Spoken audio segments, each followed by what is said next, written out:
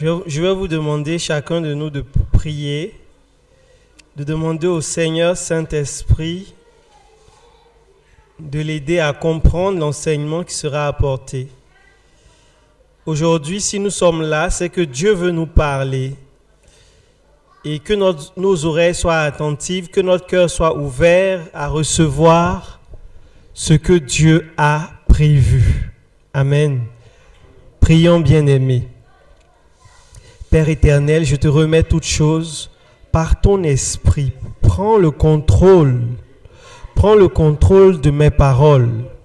Prends le contrôle de l'enseignement qui sera apporté. Que ta grâce, Seigneur Jésus, nous remplisse, ô Roi de gloire, la grâce de ta sagesse, afin que nous puissions comprendre.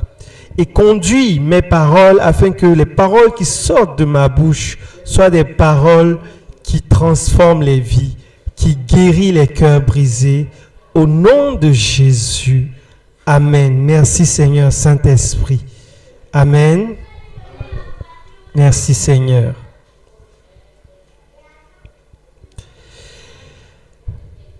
Je rappelle le thème de l'année 2025, la vie de la promesse. La vie de la promesse.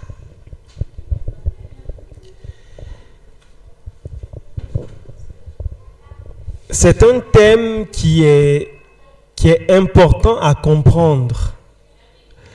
On peut être chrétien et on ne sait pas forcément où on va. Quand tu montes dans un taxi, tu lui donnes une direction. Tu dis, je vais par exemple à Saint-Georges-les-Pavés ou je vais à Mbolo. Donc tu lui donnes une direction. Et dans le taxi t'emmène dans une direction. Ou si tu prends le car aussi va quelque part. Si tu prends le car pour aller à Oyem, tu iras à Oyem. Tu n'iras pas à Port-Gentil, tu iras à Oyem. Est-ce que vous comprenez? Donc, quand tu rentres dans un véhicule, ce véhicule-là va quelque part. Ça, soit c'est toi qui proposes au chauffeur d'aller quelque part, si c'est un taxi, ou bien c'est le chauffeur qui te dit, moi c'est là que je vais. Est-ce que tu veux y aller aussi? C'est ce qui te motive à remonter dans le bus ou dans le taxi. Amen. Et la vie chrétienne, c'est comme un bus. Ce n'est pas comme un taxi. La vie chrétienne, c'est comme un bus. Le chauffeur, c'est Jésus. Et le chauffeur a une destination. Le royaume des cieux, le ciel.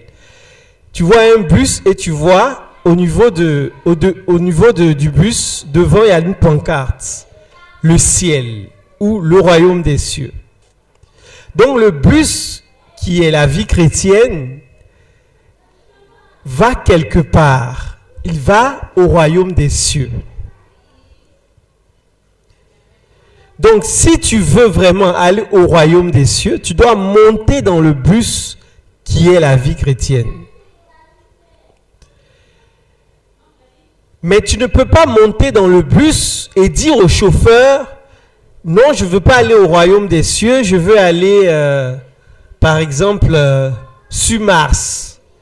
Non, je veux aller sur la Lune, je ne veux pas aller au royaume des cieux. Tu ne peux pas changer la direction du bus. Et généralement, notre vie est comme quelqu'un qui monte dans un bus et qui veut imposer la direction au chauffeur. Nous vivons notre vie chrétienne comme si nous avons le droit ou nous avons la possibilité de changer la direction du chauffeur de bus. Ce n'est pas comme le taxi. Le taxi te dépose où tu veux, mais le bus ne te dépose pas où tu veux. tu es obligé de descendre où le bus passe. Si c'est un bus dans une ville, il y a des arrêts de bus. Tu ne peux pas descendre ailleurs qu'aux arrêts de bus. Donc quand tu montes dans un bus, tu dois respecter l'itinéraire du chauffeur. Mais nous, notre vie chrétienne, souvent, peut être une vie chrétienne où nous voulons changer l'itinéraire de Jésus. Jésus nous a appelés pour aller quelque part, mais nous voulons négocier avec Jésus pour aller où nous on veut, pour faire ce qu'on veut. Aller où Jésus veut, c'est faire ce que Jésus veut. Mais si tu veux faire ce que toi tu veux, c'est que tu veux aller où tu veux. Tu veux changer le chemin du bus. Ça, c'est un problème que nous avons. Nous ne voulons pas faire ce que Jésus veut. Nous voulons faire ce que nous, on veut. On veut pas se soumettre à la parole de Dieu. On veut faire notre propre volonté. Ça veut dire qu'on veut changer la direction du bus. Le deuxième problème, c'est que tu peux monter dans un bus. Il m'arrivait souvent, je vais à l'arrêt de bus et je vois un bus qui passe de loin. Et je cours pour attraper le bus. Et c'est quand je monte dans le bus que je demande, c'est quel numéro? C'est quel bus? Il va dans quel quartier? Donc notre vie chrétienne aussi, ça peut être ça. Au début, on ne sait pas vraiment c'est quel bus. On ne sait pas vraiment où la vie chrétienne mène. Mais dans une circonstance, peut-être qu'on était malade, on a prié pour nous, et puis on a accepté d'être chrétien. Donc on est rentré dans le bus de Dieu sans savoir où il va. Mais si tu rentres dans le bus de Dieu sans savoir où il va, est-ce que tu es sûr que tu vas aimer où le bus va? Est-ce que tu es sûr que tu vas aimer la direction du bus? Donc quand tu rentres dans la vie chrétienne, sans savoir où la vie chrétienne te mène, est-ce que tu es sûr que quand un pasteur va maintenant t'expliquer pourquoi tu es devenu chrétien et où tu dois aller, est-ce que ça va te plaire? Est-ce que tu es sûr que quand le pasteur va t'expliquer que tu dois pardonner à celui qui t'a fait du mal, est-ce que ça va te plaire? Est-ce que tu es sûr que quand le pasteur va t'expliquer que tu dois avoir une vie de prière tous les jours, tu dois prier, lire ta Bible, est-ce que ça va te plaire? Donc peut-être que tu es rentré dans la vie chrétienne sans savoir où la vie chrétienne doit t'emmener.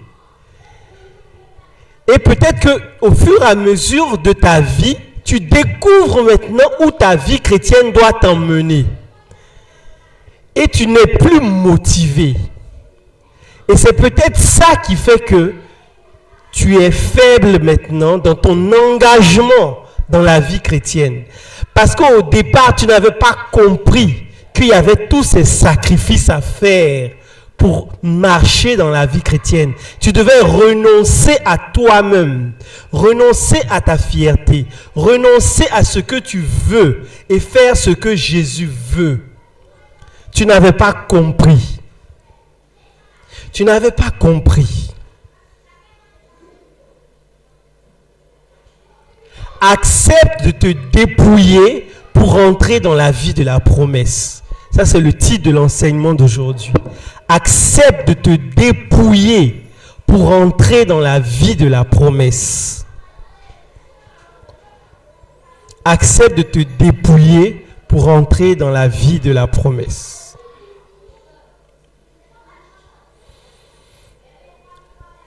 Donc, quand nous sommes devenus chrétiens, nous sommes rentrés dans un bus et ce bus-là, il n'y a que Dieu qui a fixé la destination de ce bus. Et la destination de ce bus, c'est obéir, se soumettre totalement à la parole de Dieu.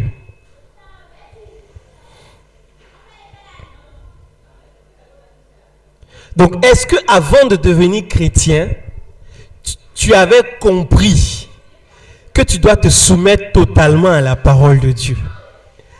Est-ce que avant de devenir chrétien, tu avais compris que tu ne vas plus faire ce que tu veux? Que quelqu'un va te commander. Tu ne seras plus libre de faire ce que tu veux. Même si tu veux faire quelque chose, tu dois demander l'avis de Jésus. Tu dois demander si Jésus est d'accord. Est-ce que tu avais compris ça le jour où tu acceptes Jésus comme Seigneur et Sauveur, le jour où tu décides de devenir chrétien, le jour où tu rentres dans les eaux du baptême, le jour où tu te fais baptiser là, est-ce que tu avais compris que à partir de ce jour, tu ne pourras plus faire ce que tu veux? Est-ce que tu l'avais vraiment compris? Et c'est ce qu'on appelle le dépouillement. Le dépouillement, c'est de renoncer à soi-même pour suivre Jésus. Mais renoncer à soi-même, c'est quoi? Donc, si tu es chrétien, mais tu n'as pas renoncé à toi-même, tu ne pourras jamais faire ce que Jésus veut. Il y aura un combat entre ta volonté et la volonté de Jésus. Toi, tu veux quelque chose, tu sais que la Bible te dit que c'est pas bon. Mais parce que tu veux, tu le fais quand même. Ça veut dire que tu veux changer la destination du bus. Tu ne veux pas aller où Jésus veut que tu ailles. Donc, je peux te poser la question, pourquoi tu es monté dans le bus de la vie chrétienne alors? Jésus peut s'arrêter et puis tu descends. Hein? Tu descends, tu sors, tu n'es plus chrétien. Puisque tu ne veux pas aller où il veut que tu ailles. Donc, tu auras des problèmes. Tu auras des problèmes. Parce que le bus ne va pas changer de direction. Donc, tu dois apprendre à aimer la destination de Jésus. Par exemple, tu montes dans le bus. Le bus part à Oyem. Mais toi, tu voulais aller à Chibanga. Mais le bus, il part à Oyem. Tu as deux choix. Soit tu acceptes de changer ta direction et d'aller à Oyem. Soit tu descends du bus, tu prends un autre bus qui part à Chibanga. De la même manière, tu es dans le bus de la vie chrétienne. La vie chrétienne part dans une direction. Toi, tu ne veux pas aller là-bas. Ça veut dire que tu ne veux pas faire ce que Jésus veut. Tu ne veux pas accepter la miséricorde, pardonner. Tu ne veux pas accepter obéir à la parole de Dieu. Tu ne veux pas accepter marcher dans la vérité. Tu ne veux pas accepter aimer que l'autre soit heureux, partager, ne pas être jaloux de l'autre, mais tu envies les autres. Tu es jaloux des autres. Tu aimerais avoir ça pour toi, arracher chez l'autre et l'avoir. Tu n'aimes pas partager. Donc ça veut dire que même si tu es chrétien, tu n'aimes pas où le bus de chrétien t'emmène. Tu n'aimes pas où Jésus t'emmène. Donc tu as un problème. Tu as un problème. Parce que le bus ne va pas changer de direction.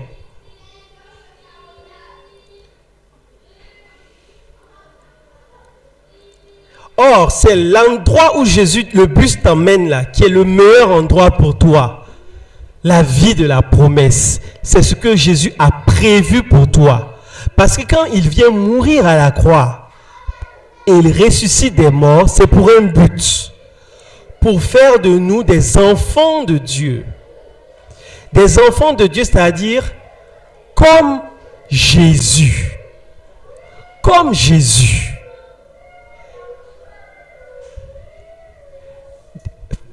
Des enfants de Dieu comme Jésus. Donc, nous devons comprendre que, comme nous sommes devenus chrétiens, nous sommes rentrés dans une école. Nous sommes rentrés dans une université. La plus grande de toutes les universités. Nous sommes en train d'apprendre pour obtenir des diplômes. Le jour où tu es devenu chrétien, tu es rentré dans une université. Nous sommes des étudiants de Jésus. C'est ce que ça veut dire être disciple de Jésus. C'est être des étudiants. Même si tu n'es jamais allé à l'université, ou tu n'es pas encore allé à l'université, tu es déjà dans l'université du Saint-Esprit. Tu es un étudiant, tu es une étudiante de Jésus. Et dans l'école de Jésus, dans l'université de Jésus, Jésus maintenant nous apprend. Il nous apprend comment on marche dans la direction qu'il veut. Il nous apprend comment on marche dans la direction qu'il veut. Donc je rappelle le thème. Nous devons nous dépouiller pour entrer dans la vie de la promesse. Jésus dit que si quelqu'un ne renonce pas à lui-même pour me suivre, il ne peut pas être mon disciple. Qu'est-ce qu'il est en train de dire? Ça veut dire que si quelqu'un ne renonce pas à lui-même pour suivre Jésus, il ne peut pas être un étudiant de Jésus. Il ne peut pas être un étudiant de Jésus. C'est-à-dire qu'il ne peut pas s'asseoir et apprendre et faire les devoirs et avoir de bonnes notes afin d'avoir le diplôme de Jésus. Ce n'est pas possible. Pourquoi? Renoncer à soi-même, c'est ne pas vouloir faire ce que tu veux. Ne pas vouloir faire ce que tu veux. Renoncer à soi-même, c'est ne pas vouloir faire ce que renoncer, ne pas vouloir obtenir seulement ce que tu veux. On va lire Luc chapitre 9. Luc chapitre 9.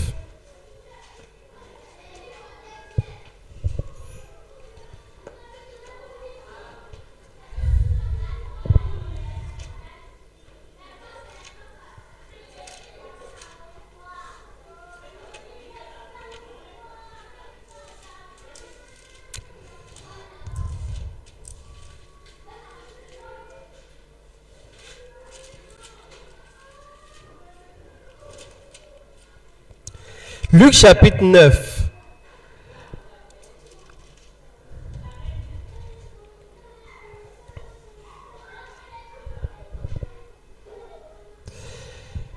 On va lire le verset 23. Le verset 23 et 24.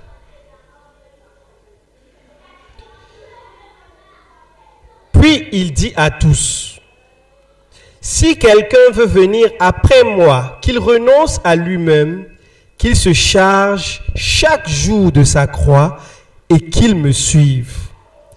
Car celui qui voudra sauver sa vie la perdra, mais celui qui la perdra à cause de moi la sauvera.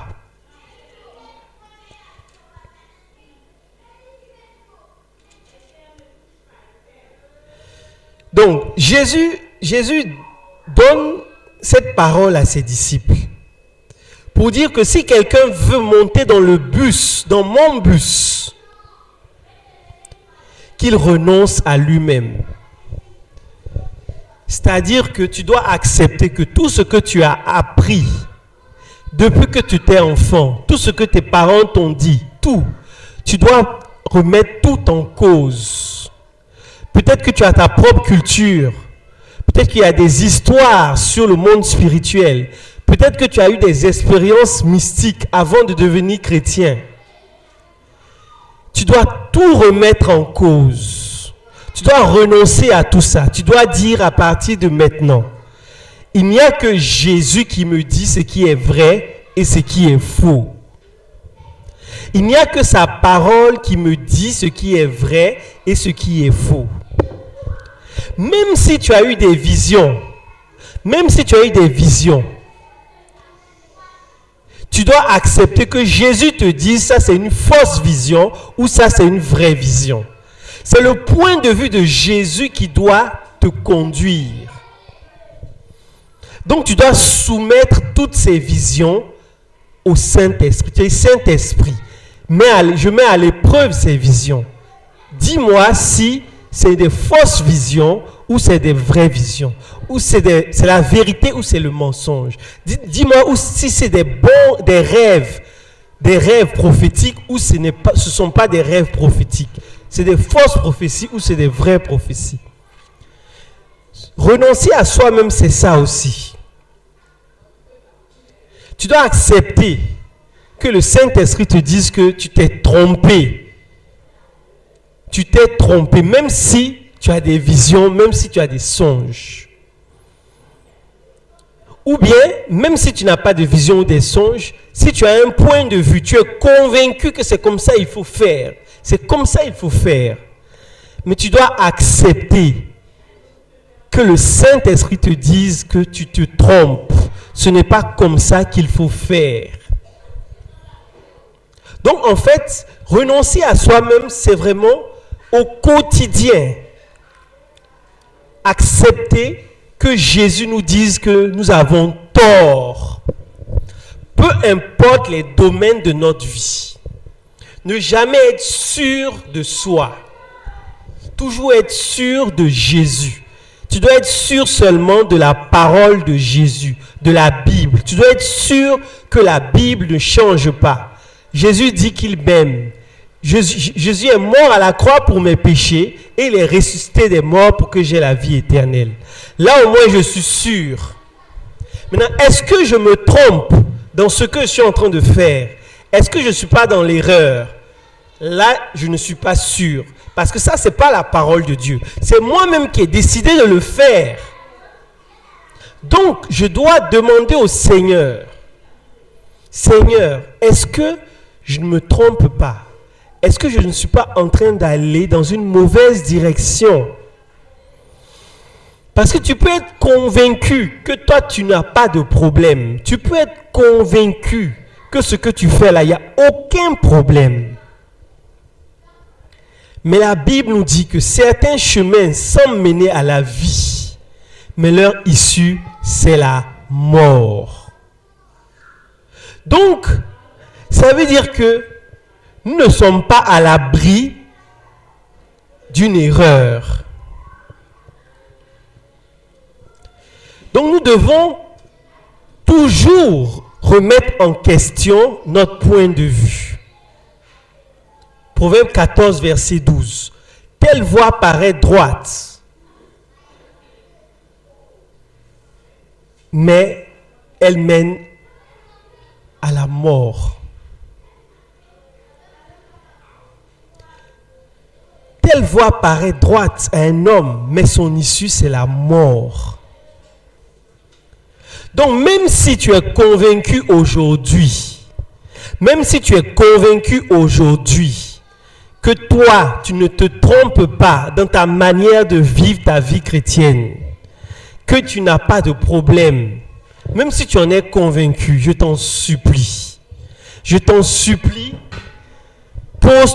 laisse le Saint-Esprit t'éprouver. Parce que ça, c'est le péché d'orgueil. Et ça, c'est le point faible de beaucoup de chrétiens. Le point faible de beaucoup de chrétiens. Tu peux être convaincu que l'impudicité, c'est mauvais. Tu peux être convaincu que le mensonge, c'est pas bon. Tu peux être convaincu que voler, c'est pas bon. Donc évidemment, tu ne vas pas voler, tu ne vas pas mentir, tu ne vas pas être infidèle à ton épouse ou à ton mari. Parce que tu es convaincu que c'est pas bon. Tu ne vas pas tricher. Parce que tu es convaincu que c'est pas bon. Donc si je vous cite ça, déjà vous savez que ce n'est pas bon. Même, je n'ai même pas besoin de prêcher. Tout le monde sait que voler, ce n'est pas bon. Mais là, je vous parle de quelque chose de subtil. Là où l'ennemi nous guette, là où l'ennemi nous piège, c'est dans ton point de vue. Ce que tu crois être vrai au fond de ton cœur là. Tu es convaincu de quelque chose. Tu es convaincu qu'une femme doit se comporter comme ça. Tu es convaincu qu'un mari doit se comporter comme ça. Tu es convaincu que toi, tu ne peux jamais te tromper.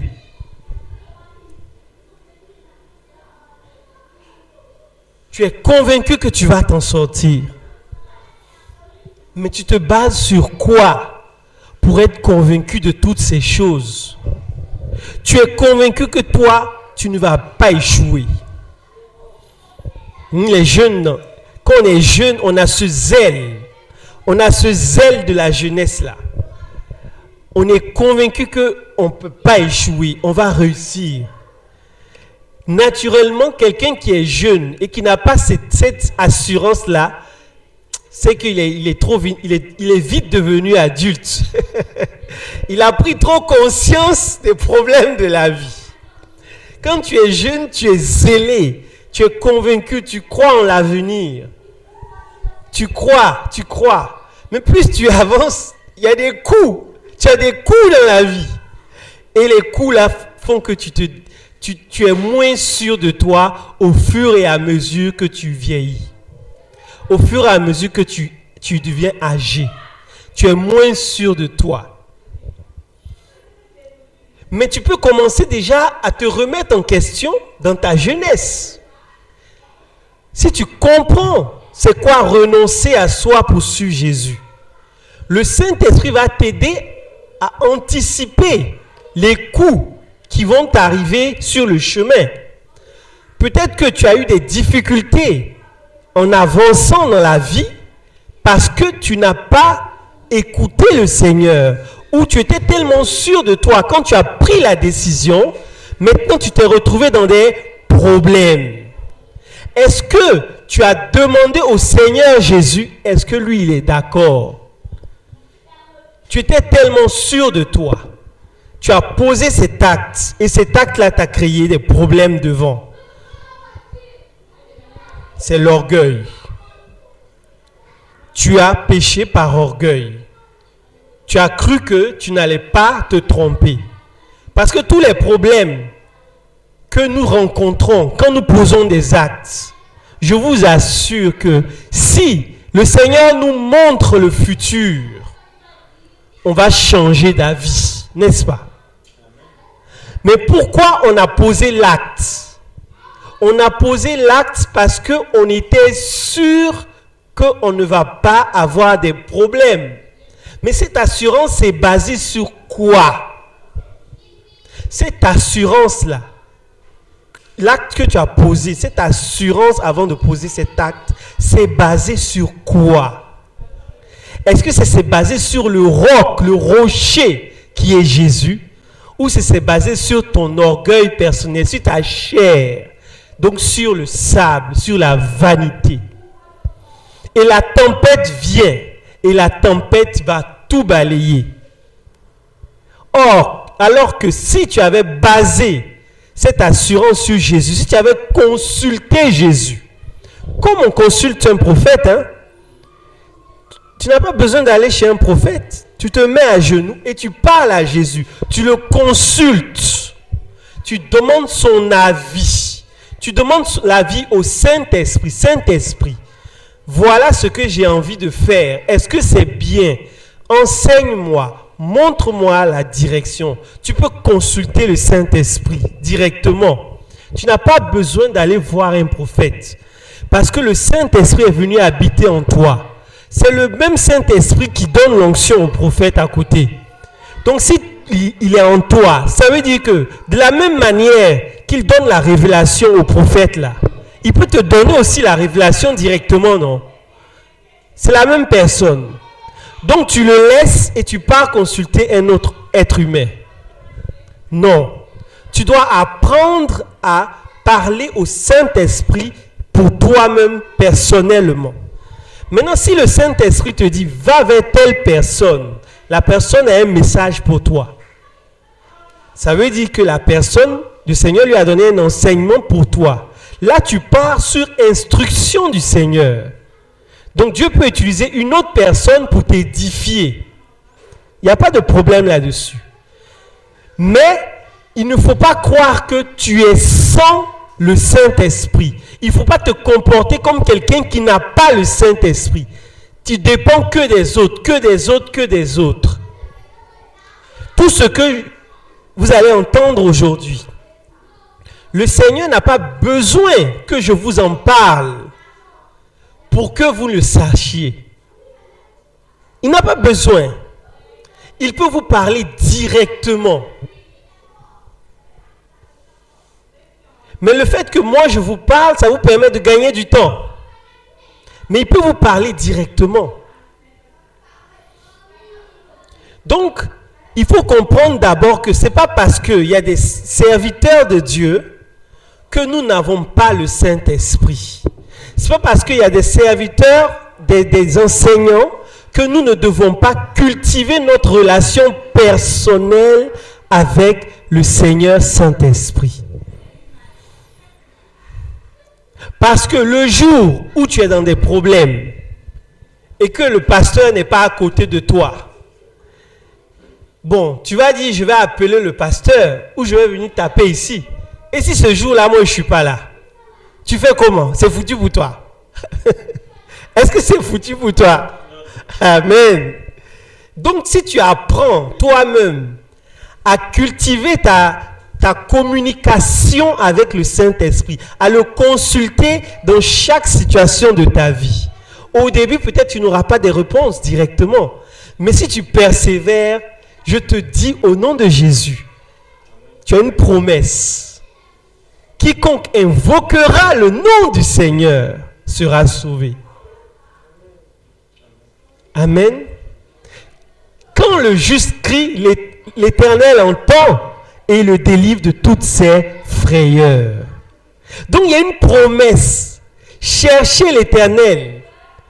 Je me laisse trouver par ceux qui me cherchent. Je me laisse trouver. Alléluia. Je me laisse trouver par ceux qui me cherchent.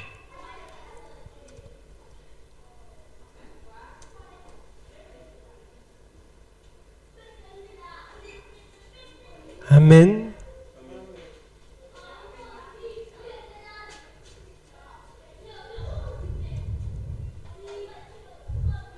Donc, nous devons apprendre à cultiver cette relation. C'est une manière de renoncer à soi-même.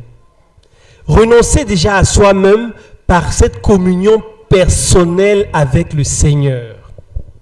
C'est une manière de se dépouiller, c'est-à-dire se dépouiller de son opinion personnelle. Se dépouiller de son opinion personnelle.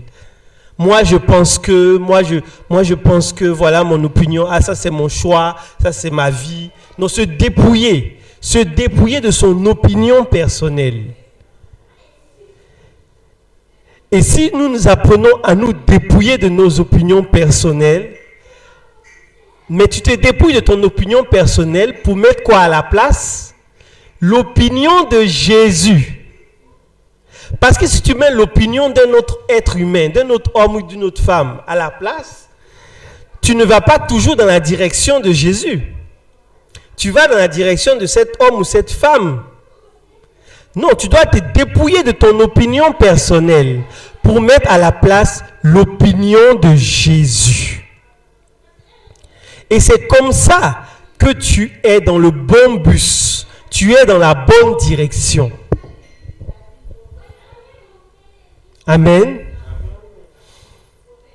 Donc Jésus, quand il nous a appelés pour une vie. Il nous a appelés pour une qualité de vie.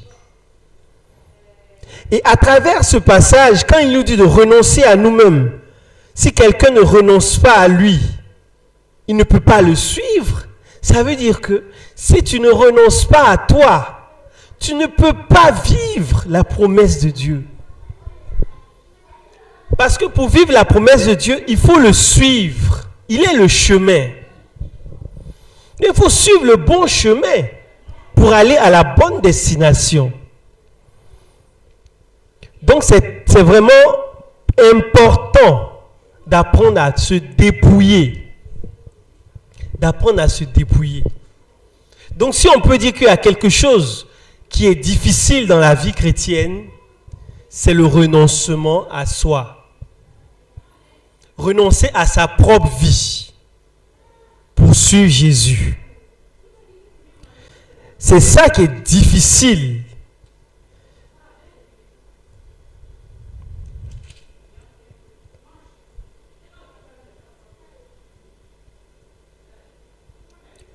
Et pourquoi Jésus dit ça?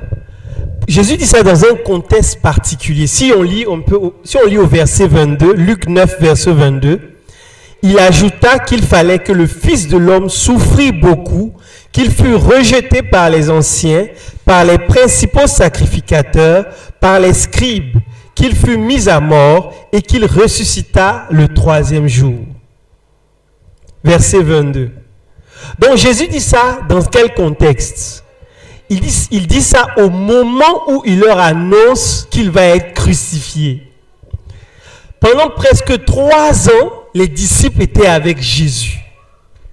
Les disciples ont vu Jésus faire des miracles. Il venait même juste de faire la multiplication des pains. Selon l'évangile de Luc. Il venait juste de faire la multiplication des pains. Si vous partez au verset 10. Donc, les disciples voient quelqu'un qui est puissant sur le plan de la médecine, qui est puissant sur le plan des finances. Mais avec cette personne-là, c'est le président que tout le monde veut. Amen. Donc Jésus voit quelqu'un, les disciples voient quelqu'un qui est puissant. Donc ils se sentent en sécurité avec Jésus. Ils n'imaginent même pas un instant que Jésus peut être attrapé par les Romains. Ils n'imaginent même pas un instant que les sacrificateurs peuvent emprisonner Jésus. Donc quand ils marchent devant les sacrificateurs là même, ils n'ont même pas peur. Les sacrificateurs les menacent. Vous là. Mais venez, Jésus, nous on est avec Jésus. Venez si vous pouvez. Donc ils sont en sécurité. Ils ont confiance en Jésus. Mais Jésus leur dit qu'il va mourir. Il va mourir. Donc, qu'il doit mourir et qu'il doit ressusciter le troisième jour. Donc, quand Jésus leur annonce cela, Jésus ajoute maintenant, si quelqu'un veut venir après moi, ça veut dire quoi? Ça veut dire pour l'instant, vous voyez les miracles, vous êtes content, vous mangez le pain. Si vous êtes malade, vous recevez la guérison miraculeuse. Donc pour l'instant, vous êtes content. Pour l'instant, vous êtes content et vous vous dites que ça va. Mais est-ce que vous êtes sûr que vous pourrez me suivre si les Romains m'attrapent, si les sacrificateurs réussissent à m'emprisonner? Est-ce que vous n'allez pas plutôt fuir? Est-ce que vous n'allez pas plutôt me rejeter ou me renier? On connaît l'histoire de Pierre qui a renié Jésus. Donc c'est pour cette épreuve, pour toutes ces épreuves-là que Jésus commence à leur enseigner. Pour leur dire, si quelqu'un veut être mon disciple, si quelqu'un veut venir après moi, qu'il renonce à lui-même, qu'il se charge de sa croix et qu'il me suive. Car celui qui voudra sauver sa vie, c'est-à-dire si on te dit renonce à Jésus, sinon toi aussi on te crucifie comme Jésus, est-ce que tu vas renoncer ou pas?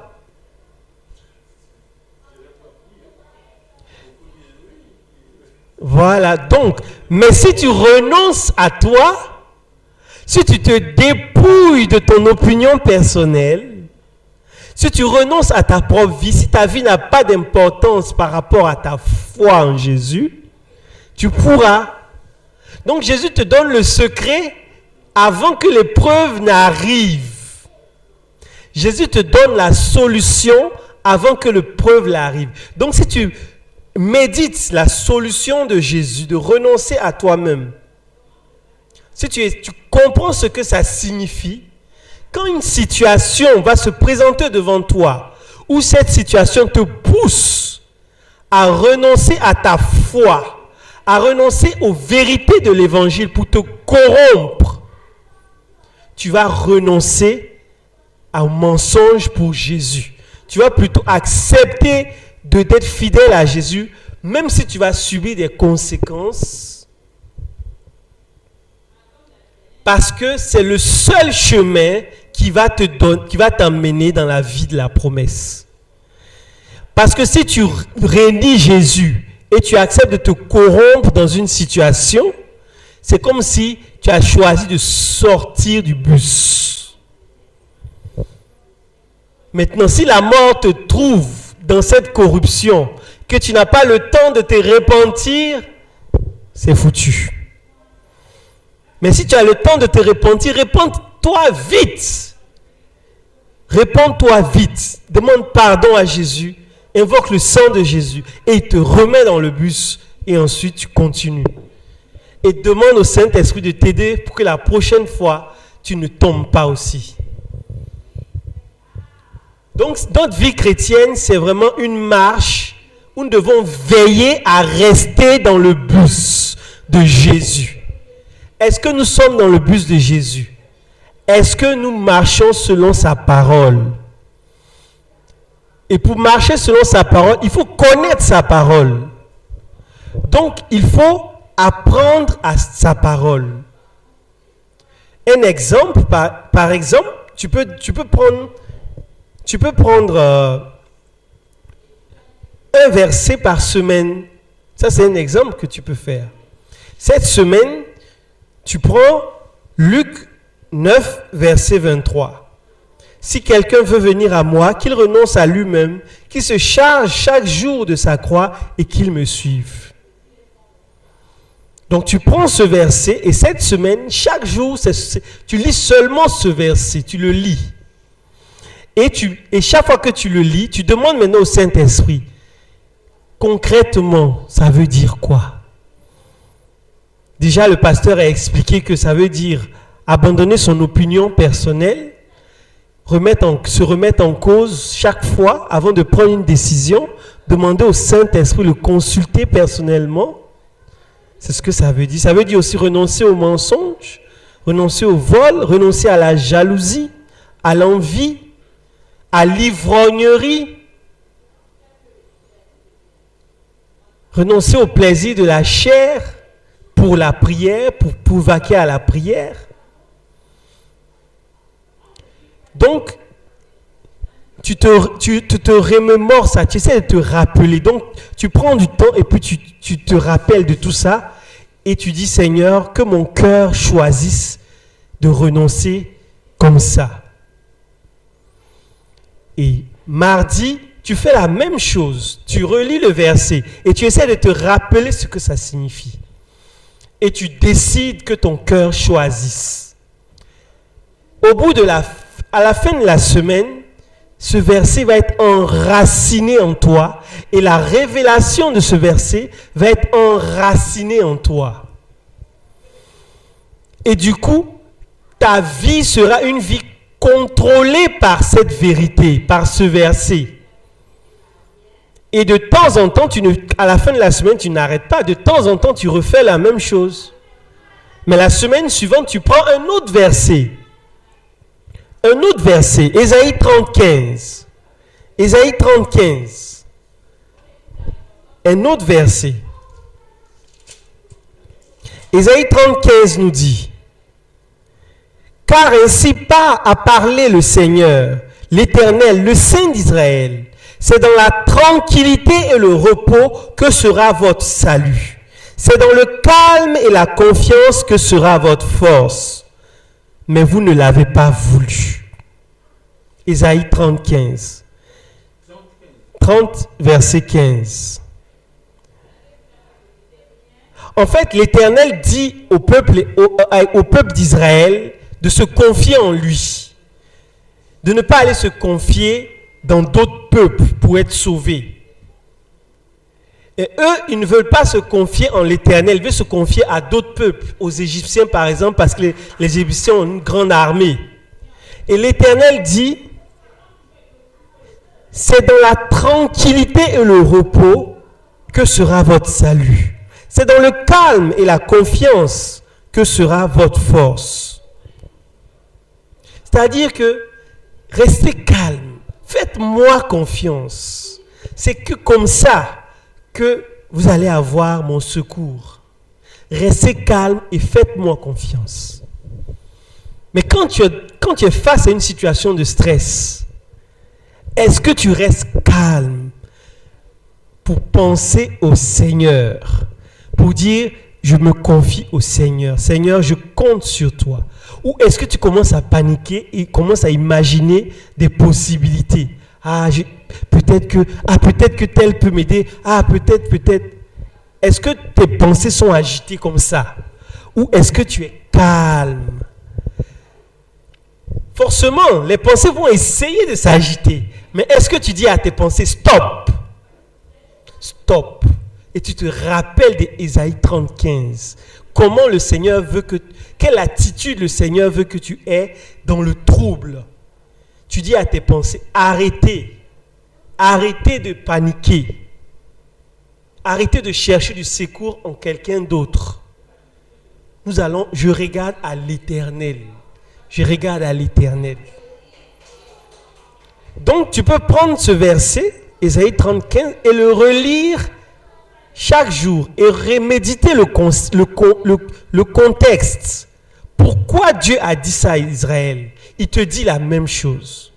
Donc lundi, tu médites, tu essaies de comprendre. Mardi, pareil, jusqu'à la fin de la semaine. Et tu vas voir qu'au fur et à mesure, ton caractère va être un caractère qui s'aligne à la parole de Dieu. Donc voilà comment tu te dépouilles. Tu te dépouilles de tes pensées. Tu te dépouilles des mauvaises choses. Voilà comment tu te dépouilles au fur et à mesure. Tu te dépouilles des mauvaises pensées. Parce que quand tu acceptes de te comporter comme Dieu veut, ça veut dire qu'en même temps, tu renonces de te comporter différemment. Ça veut dire quoi? C'est aujourd'hui, si tu ne te comportes pas comme Dieu veut, ça veut dire que tu te comportes différemment. Donc, ça veut dire que tu te comportes de manière négative par rapport à la volonté de Dieu. Même si tu dis que tu ne fais pas de péché, à partir du moment où tu n'arrives pas à chercher le Seigneur dans la détresse, dans le calme et le repos, tu es dans le péché. Tu es hors du but. Le péché, c'est sortir du but. Tu n'es plus dans le bus. Tu n'es plus dans le bus qui te mène à la bonne destination. Parce que ton attitude n'est pas ce que Dieu attend de toi. Or, quand ton attitude est ce que Dieu attend de toi, là, tu es dans le bon bus. Le bus dont la destination, c'est le ciel. Donc, comment tu te dépouilles? Parce que, par exemple, ça veut dire qu'aujourd'hui, tu as beaucoup de pensées en toi. Tu as une histoire, tu as une culture, tu as un comportement, tu as des habitudes. Tu as des habitudes. Donc tu es rempli, nous sommes remplis de mauvaises habitudes. Mauvaises habitudes, nous sommes remplis. Or, nous devons nous dépouiller, c'est-à-dire check out en anglais, chasser ces mauvaises habitudes-là. Nous devons les chasser. Mais comment? Nous avons des mauvaises habitudes. Et nous avons même des habitudes que nous avons héritées de nos parents. Parce qu'à travers le sang, les mauvais comportements de nos parents peuvent être notre mauvais comportement aussi. Donc nous avons des habitudes même que nous avons héritées. En plus des habitudes que nous avons apprises à l'école, dans la société et tout, nous avons aussi hérité des mauvaises habitudes de nos parents. Juste par le transfert du sang. Donc il faut que tout ça tu mettes dehors. Il faut que tu te dépouilles de tout ça. Si tu ne te dépouilles pas de tout ça, à un moment donné, là, une mauvaise habitude peut être ton occasion de chute. Donc tu dois être sous tes gardes. Tu dois te dépouiller de toutes ces mauvaises habitudes. C'est-à-dire tu dois apprendre de nouvelles habitudes. Apprendre de nouvelles habitudes. Apprendre de nouvelles habitudes. Philippiens 4:6. Philippiens 4:6. Donc tu dois apprendre au fur et à mesure de nouvelles habitudes. C'est comme ça que tu te dépouilles des mauvaises habitudes. Si tu apprends de nouvelles habitudes, tu te dépouilles comme ça chaque jour des mauvaises habitudes. Donc, je ne dis pas que du jour au lendemain tu seras parfait. Non, ce n'est pas ce que je dis. Mais ce que je dis, c'est quoi? Si aujourd'hui ta note c'est 5 sur 20, que demain ta note soit 6 sur 20. Que après demain ça soit 7 sur 20. C'est-à-dire que chaque jour, soit c'est un jour où il y a moins de mauvaises habitudes en toi, et il y a plus de bonnes habitudes en toi. Au fur et à mesure. Donc tu avances comme ça de gloire en gloire. De gloire en gloire. Et tu verras que ta qualité de vie sera meilleure. Tu verras de plus en plus la main de Dieu parce que tu te rapproches de plus en plus de ce qu'il veut. Si tu es loin du feu, le feu ne te chauffe pas, non? Mais plus tu avances, qu'est-ce qui va se passer? Tu sens plus la chaleur du feu. Si tu es loin de la clim, tu ne sens pas trop la fraîcheur. Mais si tu t'avances, tu vas sentir la fraîcheur de la clim. De la même manière, avec tes mauvaises habitudes, c'est comme si tu étais à une distance du Seigneur. Et quand tu te dépouilles d'une mauvaise habitude, tu t'avances. Tu te dépouilles d'une deuxième mauvaise habitude, tu t'avances. Donc la distance entre toi et le Seigneur devient de plus en plus courte. Ça veut dire quoi? Ça veut dire que la chaleur du Seigneur, la gloire du Seigneur, la bénédiction du Seigneur va de plus en plus te toucher. De plus en plus te toucher. De gloire en gloire. Plus tu te dépouilles, plus tu t'avances, plus le rayonnement de la bénédiction, de la grâce du Seigneur, tu es plus proche, donc tu reçois plus. Tu reçois plus la chaleur du Seigneur. Au fur et à mesure. Donc même si jusqu'à la fin de ta vie, tu n'as pas réussi à tout enlever, tu auras forcément une vie de gloire en gloire. Et avec l'état où tu es arrivé, quand tu meurs avec cet état-là. Mais toute ta vie, tu aurais été dans une dynamique de croissance. Tu auras montré au Seigneur que tu veux vraiment faire sa volonté. Tu veux te dépouiller. Tu veux vraiment faire sa volonté. Tu veux vraiment aller au ciel. Amen. Et à l'enlèvement, Jésus va tout enlever en un seul coup. Nous serons transformés en un éclair. En un instant, pouf! C'est-à-dire, il enlève tout. Mais en attendant, nous devons aimer se dépouiller pour montrer au Seigneur que nous aimons son royaume. Nous aimons ses lois. Amen. Amen.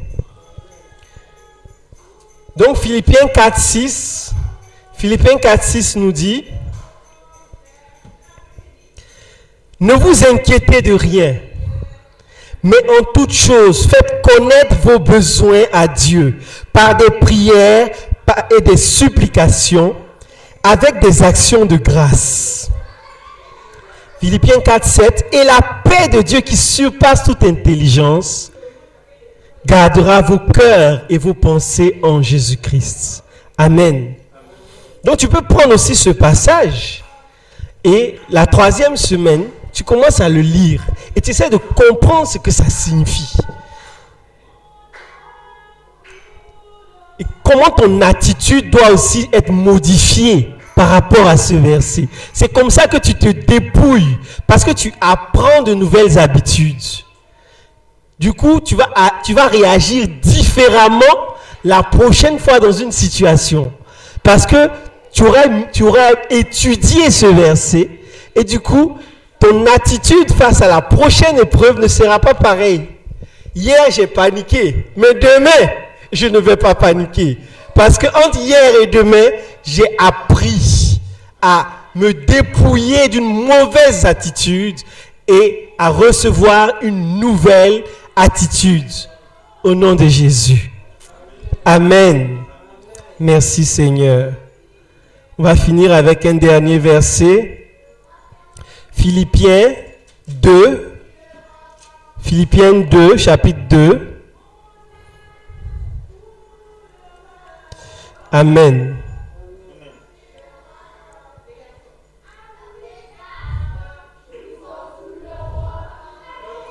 Merci Seigneur.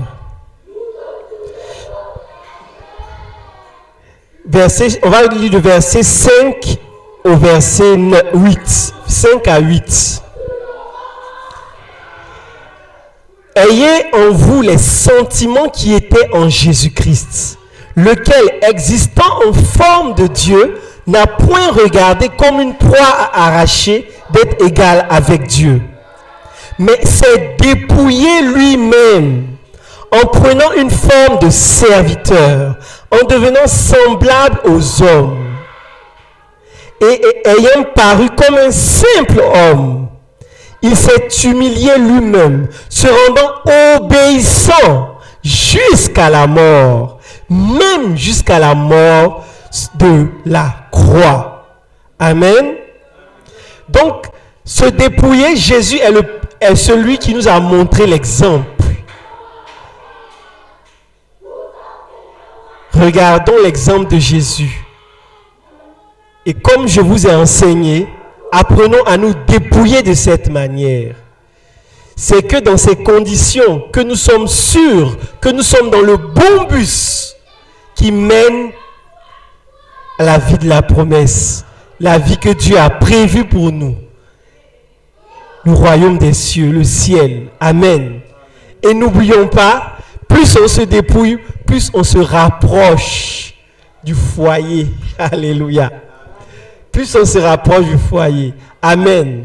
Et Jésus dit, la parole que vous avez entendue vous a rendu pur. Alléluia.